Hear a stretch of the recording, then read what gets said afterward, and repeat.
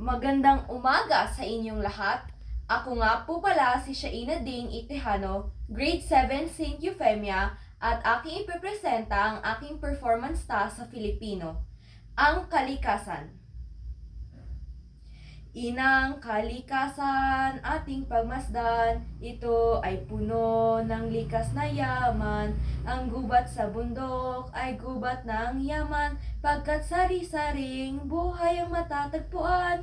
Kay gandang pagmasdan ang kalikasan, ang himig ng hangin may dalang katahimikan. Ang ihip ng hangin ay sarap halimuyakin, na handog sa atin ng kalikasan. Nilikha ng Diyos ang mundo, kasama pati ang mga tao. Lahat ng kailangan natin nandito, sa mundo na ating paraiso. Kapaligiran ating alagaan, huwag sirain, huwag abusuhin, pagkat ang kalinisan ng ating mundo ay hindi napapalitan ng dali-dali lamang.